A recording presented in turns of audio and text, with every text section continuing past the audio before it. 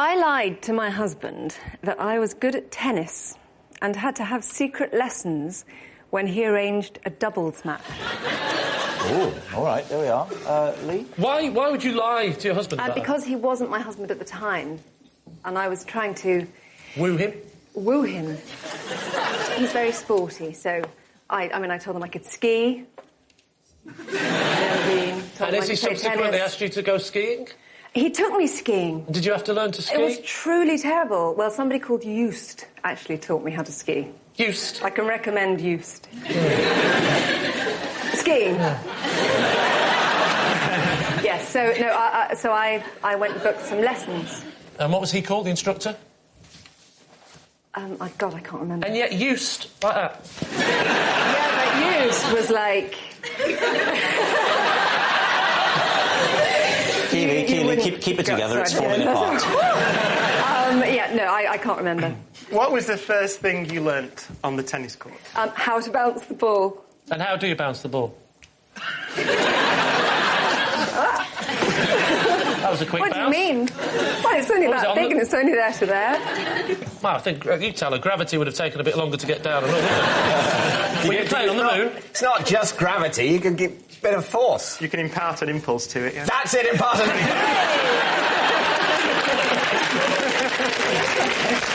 The rate of change of momentum is proportional. Don't push it. Did you win? Well, I got there and I feigned an ankle problem. What because I saw, when I got there, how good they were going to be. So... It was to impress him. I didn't think he'd start involving other people. Is he a man for involving other people in general? Right, we're not at a physicist's convention now. We'll keep this clean, please. Yeah. Now, listen here. Did your husband ever find out about these secret lessons? I told him. You came clean? I came clean on the night that I made him dinner, pretended that I'd cooked it, and then he... Your whole life is a fabrication, isn't it? I sent it to him in the dark, and then he found the Tesco Express box. Oh, no. And then it all came out. Did it? I said, I can't play tennis, and I can't cook. My name's not Jeff.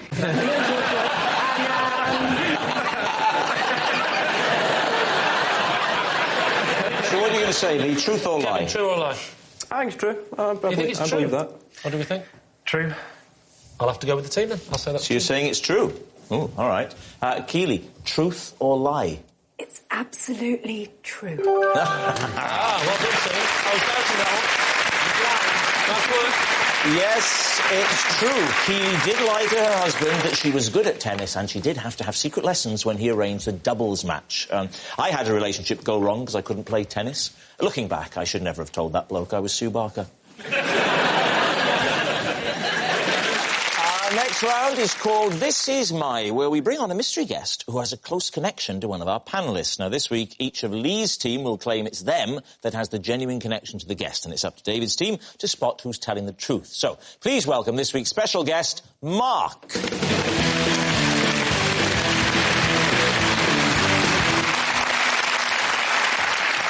Welcome, Mark. So, first off, Patsy, what is Mark to you? This is Mark, and he is currently teaching me to swim to overcome my fear of the water. Right. Lee?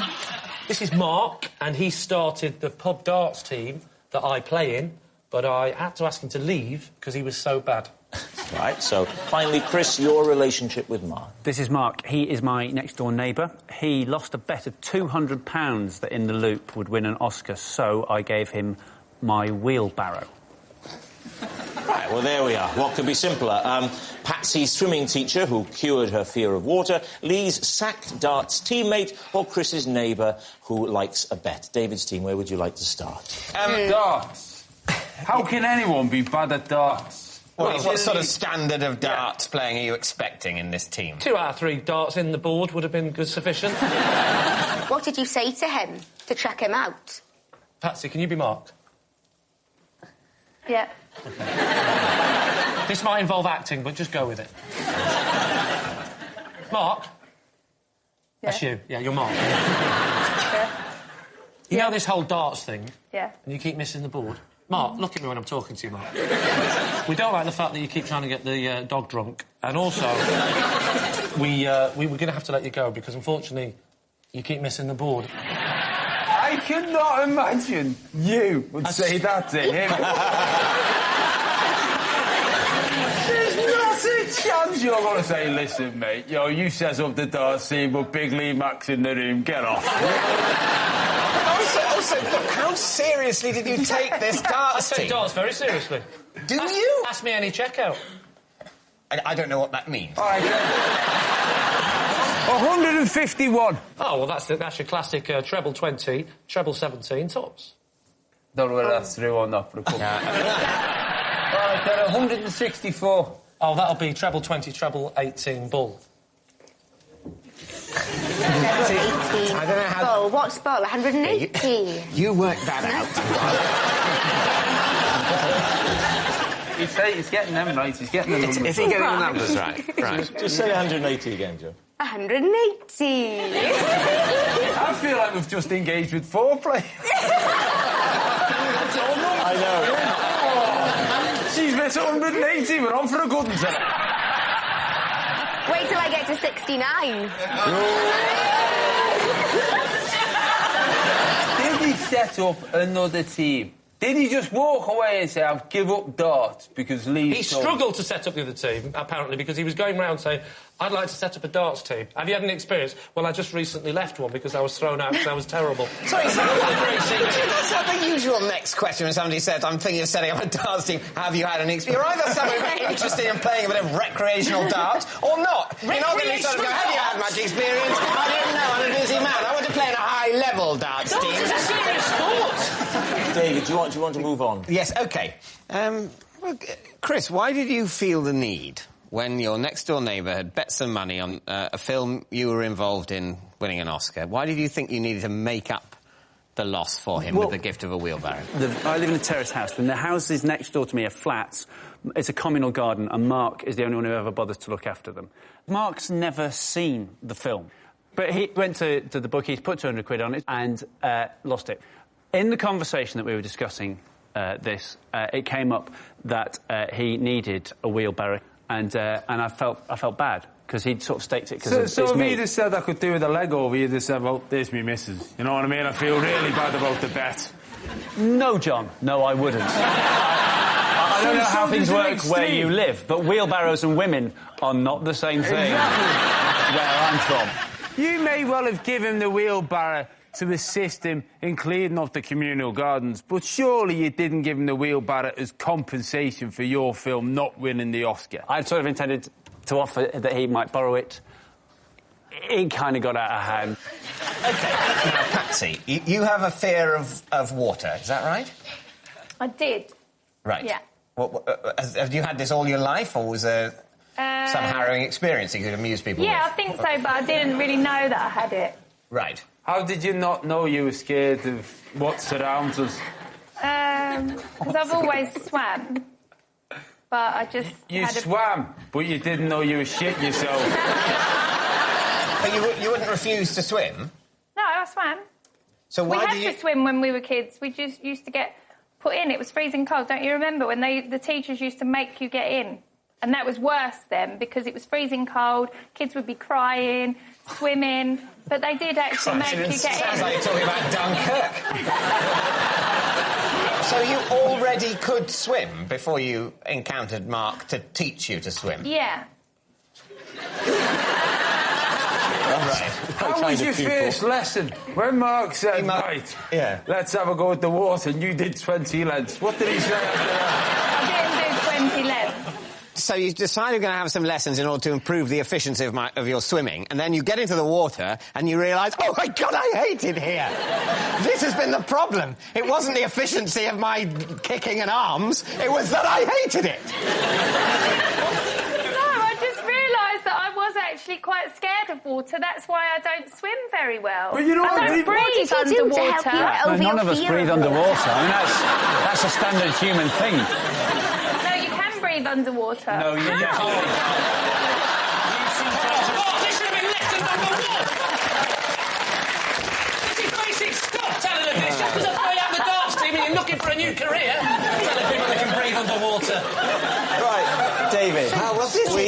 we need an answer. Lee gives every impression of knowing a bit about darts, but then I'm perhaps not the best person to scrutinise that. He knows his darts, that doesn't mean that story's true. I believe Chris, because of the wheelbarrow, or I believe Patsy, because Mark looks quite built.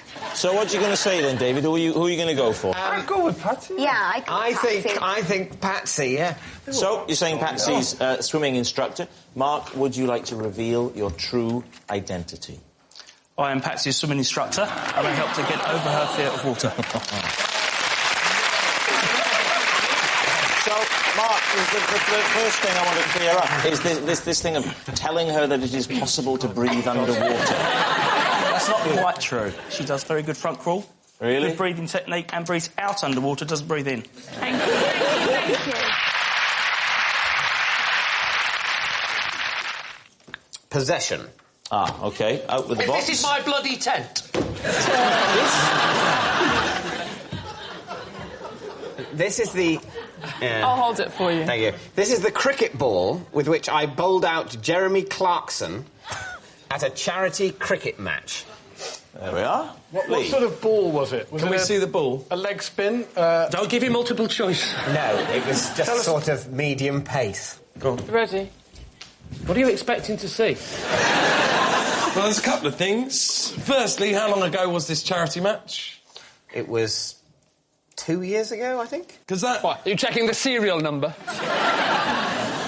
No, I was looking to see how bashed around it was, where the splits were, if it looked like it had been hit.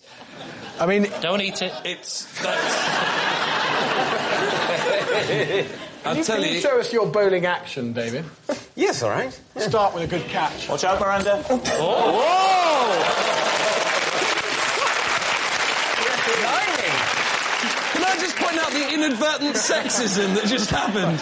Basically, a girl caught something, and before any of you had a chance to think whether that might be patronising, you went... Let's see the action, then. Let's see the bowling. My bowling action. Don't throw the ball, obviously. No. I would bowl it, wouldn't I? But no, I won't let go. It's like that. Oh, seems to have the action. What score was he on when you bowled him?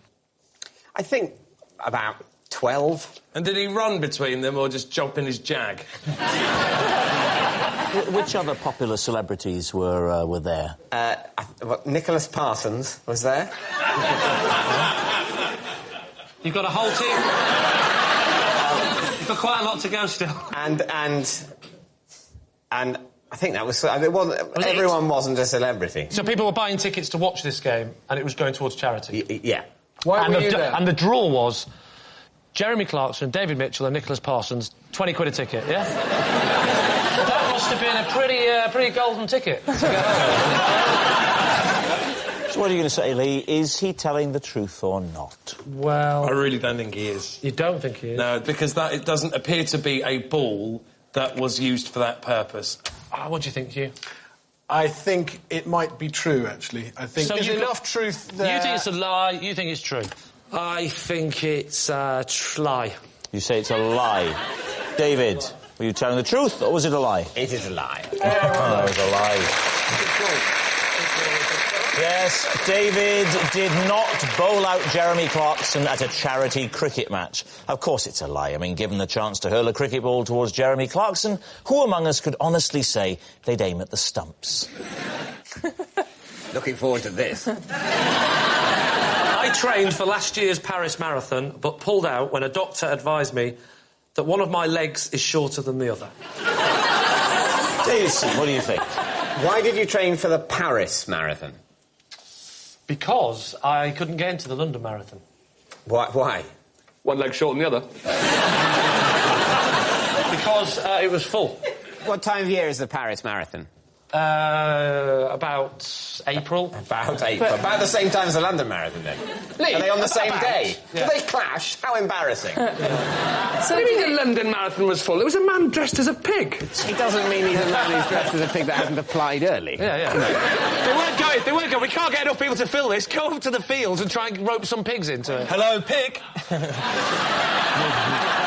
well, we'll send one down. No problem. What made you go to the doctor? Did you have an injury? Did you feel pain? I did. I felt pain during the training and I said... Where was the pain? In my leg. Is it not possible for people who have uneven legs to get shoes that compensate for that? That's right. He said that. He gave me that. Right. He gave me the why thing. wasn't that fine then? When your leg's different, your whole body adjusts to make up for it.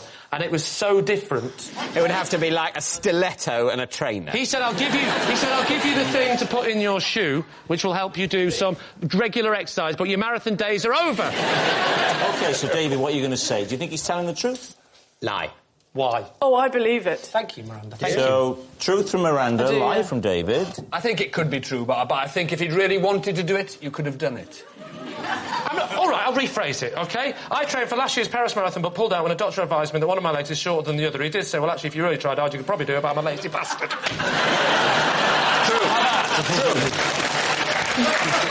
So we're saying lie. Your team says lie. OK. Lee, are you telling the truth or are you telling us a lie? It is, in fact, true. Yes, it's true. Lee did train for last year's Paris Marathon, but pulled out when a doctor advised him that one of his legs is shorter than the other.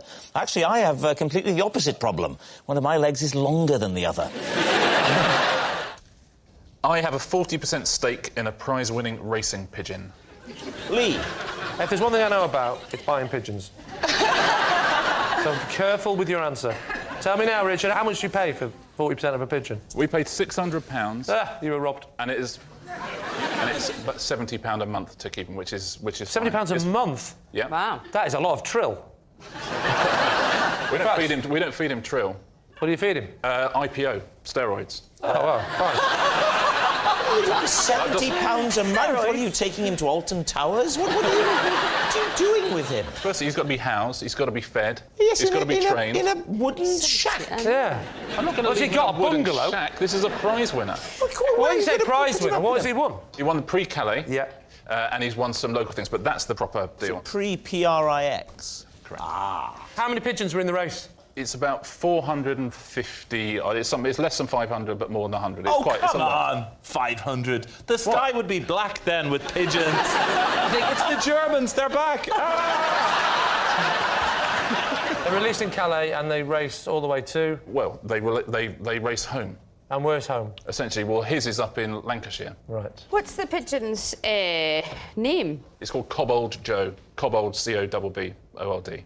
Cobbled Joe. Cobbled Joe. It's because the original, as you know about racing pigeons, right? Oh, I do know about racing pigeons. You know Toddy Cobbold? Yeah. Toddy Cobbold was the grandfather. Yeah. And so we chose that name. That's nice. So is that true? Is there a pigeon called Tolly Cobbold? Don't know. You said you knew mixing about me up with someone from a Hovis advert. Are there any distinctive markings? So just if there were some pigeons there, say Trafalgar Square, I'd be able to go, oh, that's Cobbled Joe, down in London for the sales. I'm going to be honest. I would struggle to choose her out of a pigeon parade. Really? But her, and she's called Joe. Yeah. So is it Joe with no E? Yeah. That's fine. Show it for Joanna. Yeah. Next question. I think I might have this. Yeah. I don't think lady pigeons do the racing because they would be pregnant some of the time. I tell you what, she better not be. It was only a cuddle, wasn't it, Richard? Do you go and watch do you go and when they go off, do you watch it? I have seen the pigeon race once. Yeah, How much of the race did you see? I've seen the pigeon release. You see the release. Have you ever seen a pigeon land? Yeah, I've seen You were there when the pigeon yeah. landed? No, you've never seen a pigeon land? Right, I've seen a pigeon land, yeah. Yes? But not under racing conditions. Is that right? You've just seen a pigeon land in its spare time? Yeah, exactly. So you've only ever seen... So what you're saying is you've seen your pigeon take off, but you haven't seen your pigeon land. I have seen Does that mean your pigeon's lost? I don't think when a racing pigeon lands it's any different than a normal pigeon. Exactly. Oh, wrong. They don't get tipped like Skids that. right to the shed and go, whoa! I was going fast! That doesn't. It raises its wings as it presses the tape. That's what it does. So, it's time to decide, Lee. What are you going to say? I think it's true. Do you think it's true? I think, yeah, OK, not true. Let's say lie. I get confused if you say not true. It is a lie! You think it's a lie? Richard, the pigeons, the racing, Cobbled Joe. Truth or lie? A lie.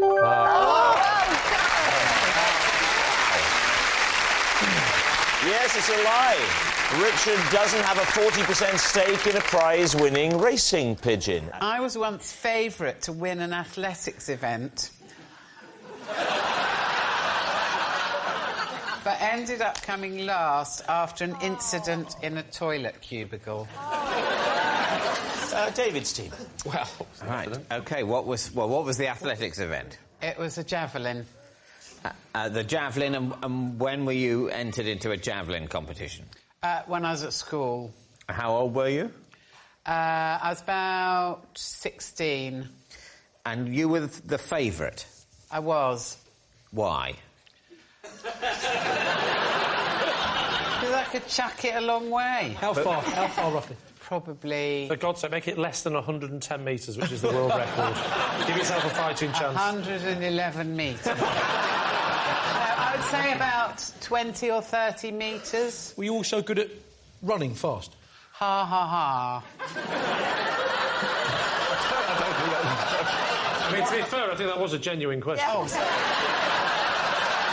To get the momentum to throw it. Yeah, OK. I did actually, for a short time, hold the 100-metre record for our school. That was because I was having a fag behind the bike sheds and I heard the dinner bell.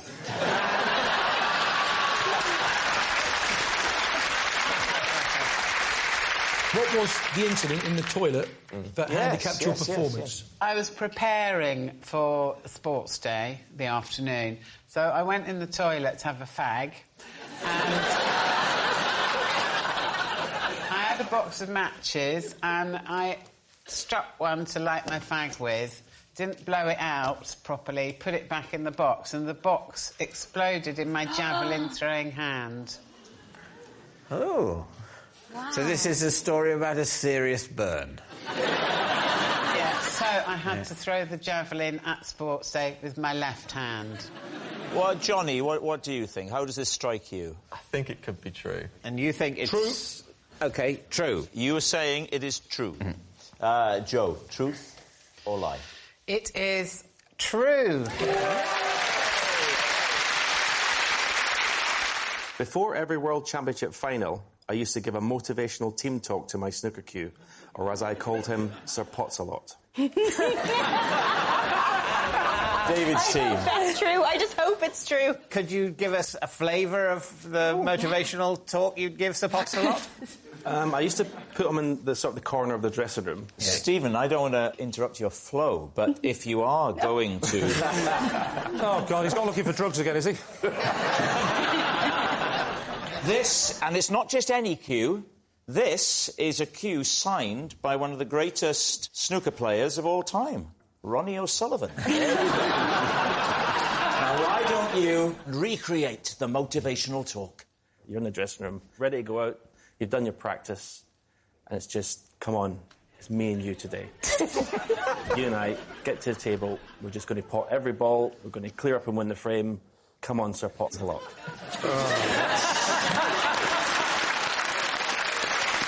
Motivated. Stephen, I'm buying into this, but if you were playing and it wasn't going that well and you came in for the break, would you give it a stern talking to? I would sometimes come in and say, what are you doing? You know, because it's not, because obviously it's nothing to do with me. It'd be great if the cue went, what am I doing? What are you doing? When did you first acquire Sir Potts-a-lot? 14. You were 14 years old? Yep, and it got actually broken later on in my career. I had come back from Thailand. Yes. We couldn't take the cues on board after 9/11. Yes. So we had to put them in the luggage. That's the problem with 9/11. The cues got a lot worse, didn't they?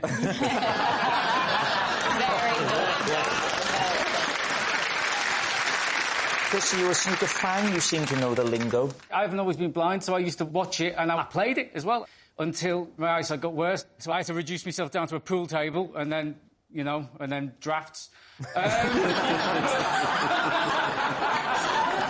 I do believe it's true because I think it's the kind of thing that successful sportsmen do. They have these little quirks and it's what makes them amazing. And Stephen was amazing. Thank you. Now, Laura. Yes. What do you think? I think it's true because when you speak about Sir Potts-a-lot, your eyes light up and you're so enthusiastic and excited. So for that alone, I just feel like no one else could get that excited about a stick. So I think it's true because of that. Well, I must admit, I'm pretty lost without my stick. I'll give you a talking to now. We need to get to the bank today. Are you feeling up to your game? Have you given your stick a name, though? Sir Fines-a-Lot. David, what about you? When did you name your cue Sir Pots-a-Lot? It was a name, actually, my granny gave it to, so... I have to say, if this is a lie, I'm going to totally re-evaluate you as a human being. I can believe that, firstly, in high-pressure sporting situations, there's going to be a certain amount of superstition. You want to do the same thing again and again and again. That's why I never wear trousers for this show. In a way, there's a clash, isn't there, between the triviality of Sir Pots-a-Lot and the seriousness of the pep talk, and yet the story about the grandmother giving the name. Oh, yes, that makes sense of it, doesn't it? Yes. Of course. There will be something lovable in that very triviality because of the family link. So it's either true or it is a diabolical lie. David's been under a lot of pressure recently. I'm going to take a risk on true. If only one more time, I'm going to believe. You're going to dare to dream. Yeah. All right. Stephen Hendry, were you telling us the truth about Sir Pots-a-Lot, or were you telling us a lie? It was a diabolical lie.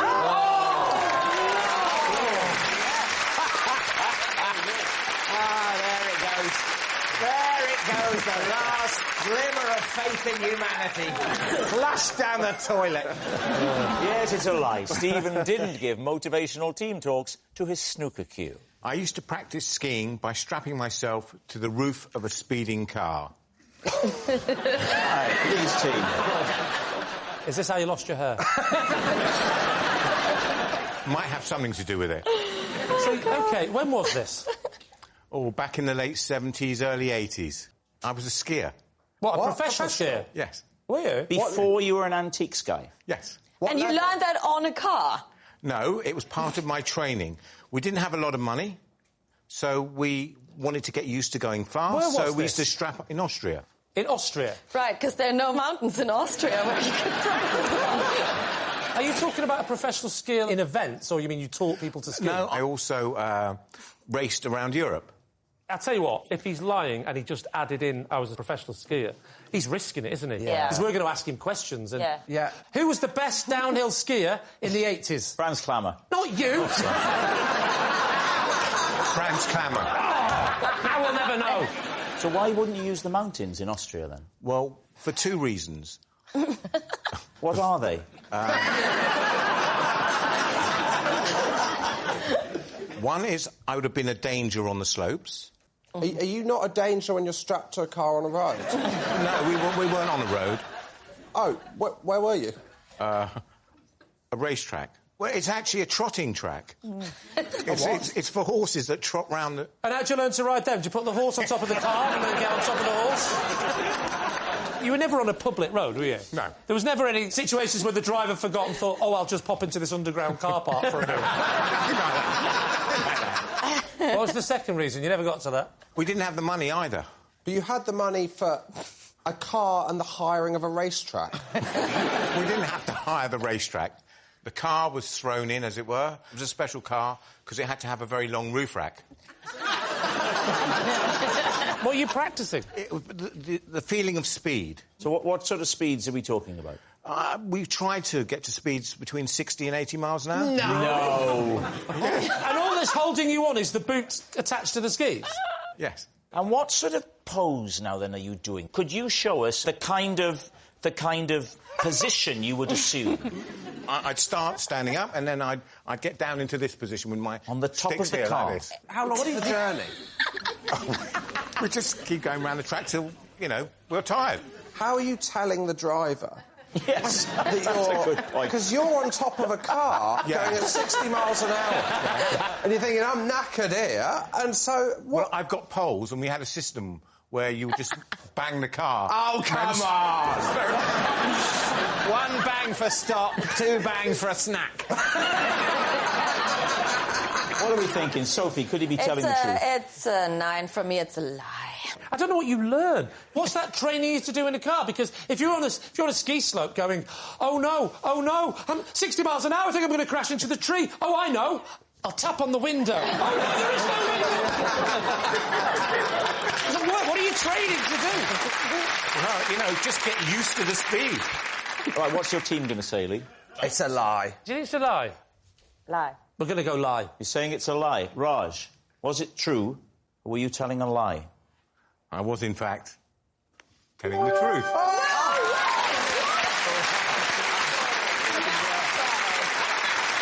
Yes, it's true. Raj really did practice skiing on the roof of a car. I once helped Damon Hill to Grand Prix success by presenting him with a pre-race snack. David's team. Well, it certainly tripped off the tongue. Thank you. What was the snack? A Scotch egg. And is there a definite correlation between him eating that Scotch egg and him being successful? He felt that the Scotch egg had helped him succeed in the race. He told me so. Is Damon Hill a close friend, Bob? No. Then why were you giving him foodstuff? Well, I'd been invited to the Grand Prix. Which Grand Prix? The British. In which year? Think. 1996, David, but I'm not willing to exclude 4 years either side of that. Put it this way, it was definitely one of the decades. Do you like racing, then? No, I'm not a Formula One fan. Right. I probably prefer soil science. OK. Who was he driving for? He was driving for a company that had very fast company cars.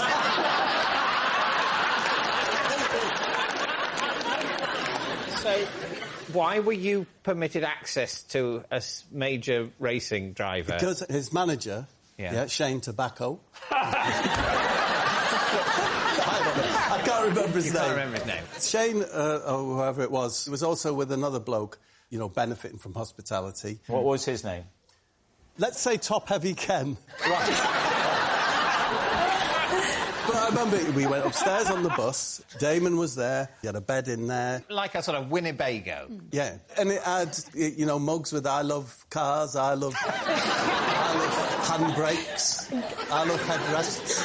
And this is the day of the race? David, this is just like an hour and a half before the race. An hour and a half before the race. You've turned up an hour and a half early, because even though you're more into soil science, you want to soak up the atmosphere with a good hour and a half of waiting before the televised traffic begins. Yes. So you turn up, the last thing Damon needs before a race is any quiet time. He just wants a bit of hubbub on his bus. Were there any other people there apart from you and Shane and Damon? I was with my wife as well, yeah. OK. And... Top Heavy Ken. So me and the wife went up. I think when you go to someone's home or their Winnebago or whatever, you should... Do you know, like, if you're going to a dinner party at someone's house, you'll always take them a bottle of vinegar, yeah? So your gift to thank him for the hospitality was a Scotch egg? No. I call it pocket meat. Whenever I'm away from the house, I have pocket meat. Yeah. That's it. I have, like, a chicken leg or pork pie. And I thought, I've got some pocket meat. It was a Scotch egg in its cellophane. And I said, Damon, we all know that if you pop a sausage roll in an American's pocket, it brings him good luck. I said, maybe a Scotch egg would work for a British fella like you. And I gave it to him. Is that a thing? Yeah, very much. What, that if you put meat in an American's pocket... Processed meat. Have you ever heard of that? Not really, no. No. It's all been a bit of a lot of talking. I've quite forgotten the original bit of the story. Did he eat said Scotch egg before the race? I'll never know, Samantha, but after the race, he said that he took the Scotch egg round with him. He swore he did. In the car? I don't know whether he put it in the glove box on the passenger seat or whether he ate it. But, Bob, you're not claiming that he ate the egg. All I would say is that when I was watching, when Damon went past, in his tailwind, a person next to me said, Damon's tailwind smelt really meggy, which of course is meat and egg. Meat and egg. So, what are we thinking, Sam? Do you know what? Sometimes stories are so mad that they've got to be true. What I would say here is be wary when it comes to Bob. Oh, OK.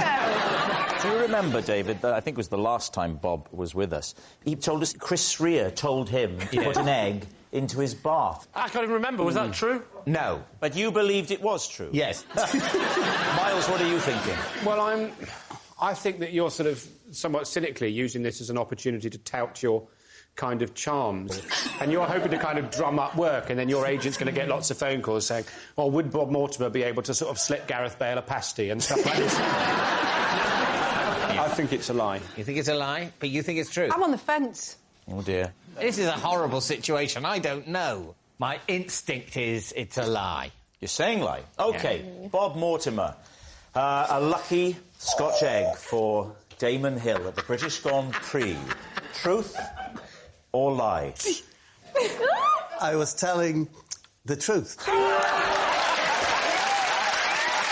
done it again. It is an impossible situation. One egg thing's true, the other egg... How can I have disbelieved the wrong egg thing? So obviously what they'd make up some random thing about an egg and a long-departed 90s celebrity. Is he dead? He's not... No, he's not dead. He's just... You never hear from him. What does Damon Hill do now? He's probably into soil science. As an adult, I once accidentally took part in an under-12s swimming gala. David's team. What happened? How did you end up in the swimming gala? Well, I went swimming. Right. At a public swimming baths on a normal day? It was a council-run swimming baths, actually. And I went in, and the pool was empty. But what I did notice was that there were people watching, you know, from the gallery. Right, yes. At the top, but no one in the pool. Right. So I got in the pool. Do you want to know more? Yes. At the moment, you're just alone in a swimming pool being watched. And then a gun went off. Like a swimming gala gun. So the gun went off. Yeah. And then just at that minute, a group of under-12s jumped in, and I was in the middle of a race. Hang on. When you arrived in the pool area, right? Yeah. You noticed the pool is empty. Yeah. You noticed the gallery of spectators. Gallery of spectators. You didn't notice these lurking 12-year-olds.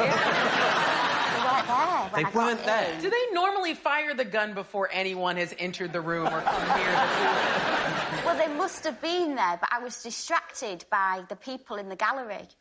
So you put a foot in the water, a gun goes off, some 12-year-olds jump in. Yeah. What happens then? Then we'll swim. You continued with your swim? I'd paid my money. And were the kids good swimmers? Were they overtaking you? Well, when I reached, did a lap and reached the end, someone said that I had come third.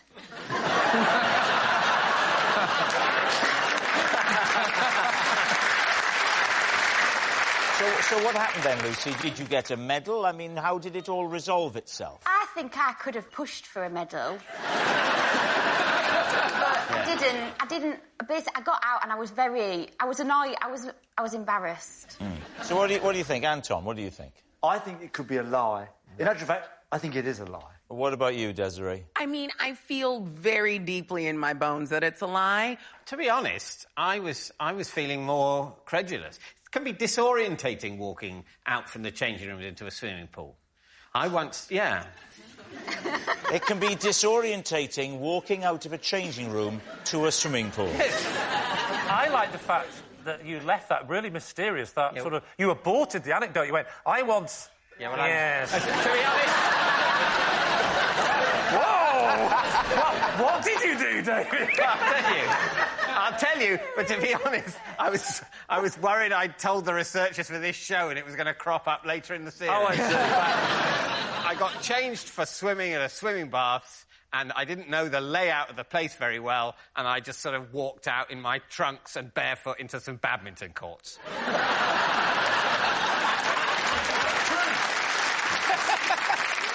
Wow! 16 years? We're running out of stuff, and you just throw that away. Yeah. OK, do you still think lie?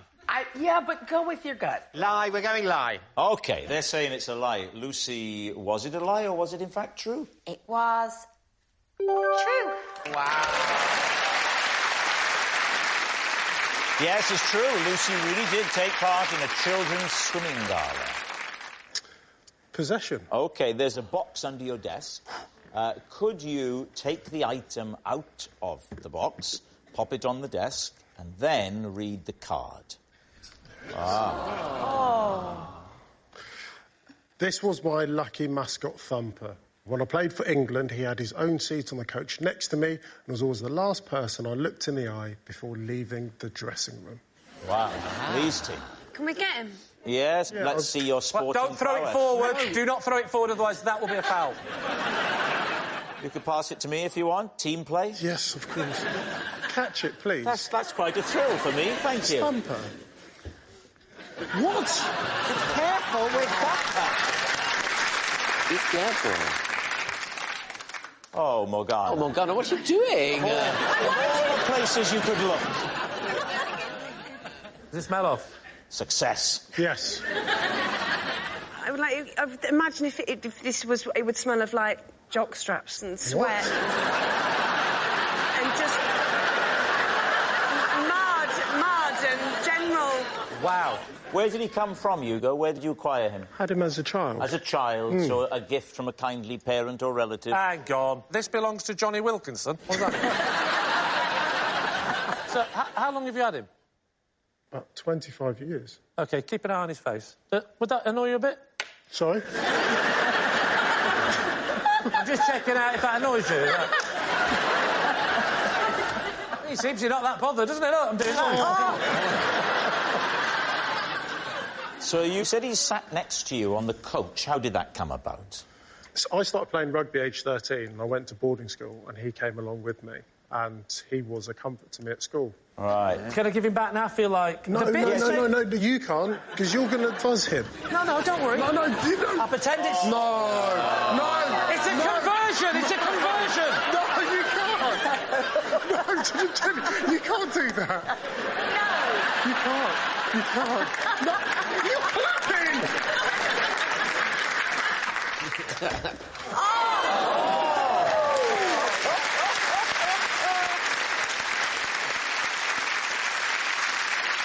All right, so what do you think, Morgana?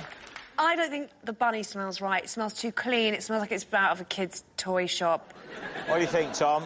I think that you'd be terrified, be very scared of being bullied at the age of 13, going away to boarding school. The last thing you're going to do is attract attention to yourself by bringing out your thumping rabbit. Lee? I think I'm going to go with my team and say that is a lie. OK.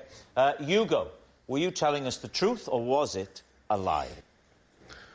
Lie.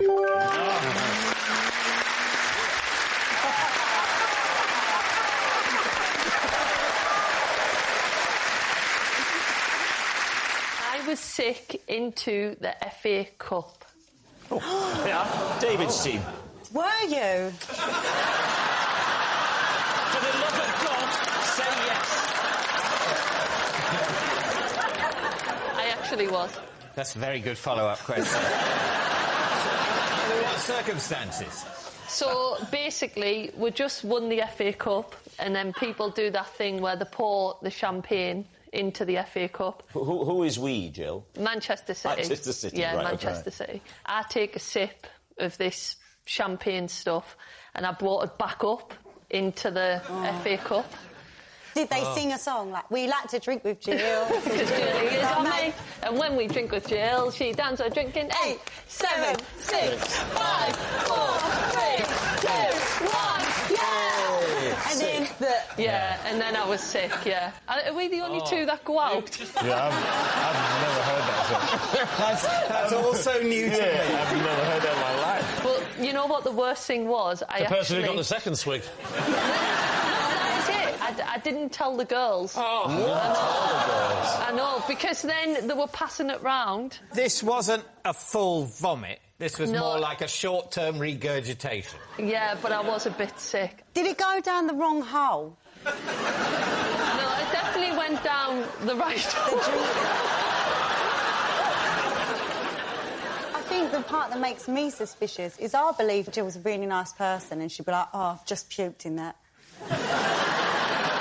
Is that your definition of a nice person? What do you reckon, Koji? I reckon you did it. It's like the end of EastEnders. You think lie? So it's up to me. Yeah. Yeah, I reckon that's true. Jill, was it true? They think it was, or was it a lie? So it was a lie.